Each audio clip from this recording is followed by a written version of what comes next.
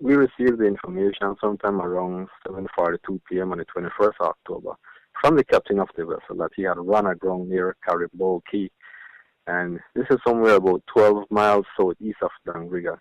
And yes, he had Guatemalan nationals on board. There were 8 passengers and the 2 crew members, totaling 10 persons on board. We received that information and we dispatched the patrol that was in the area to go and see how we could assist the persons that were in distress. Yeah, once our patrol arrived on the scene, they noticed that there were 2 other vessels that were the vessel from off the reef. Therefore, we were just there to observe and to ensure that they were all safe on board the vessel. The vessel from there went off to a resort in the South Wasaki area where they spent the night. Okay, so they were coming to Belize, or what was their destination? And from the documents that we checked, they had checked in with immigration at San Pedro. And from San Pedro, which was the last port of call, they were heading south towards the Placenza area, and they're passing through South Wasaki, and this is where the vessel had run aground. So it seems as though the intended travel was to navigate through Belizean waters.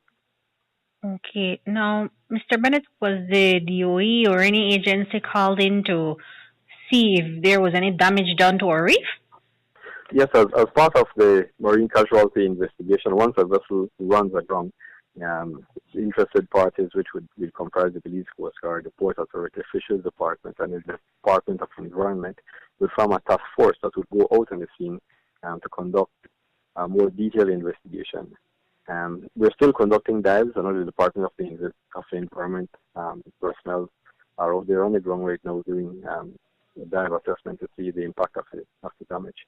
So yes, a task force was formed, and the investigation is still ongoing as we speak.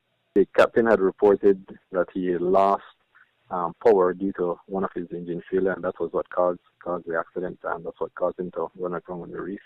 So the personnel are still in Belize, and we did not consider it as a major marine casualty, as it was a grounding on a shoal that was easily removed. We think it's probably a good thing that the vessel was removed in due time, rather than have it there for a prolonged period of time that would cause sustained damages to the reef. So perhaps it worked out well that the vessel was removed from off the reef with due time. So the persons are still in Belize. The investigation is ongoing, and we're communicating with those personnel.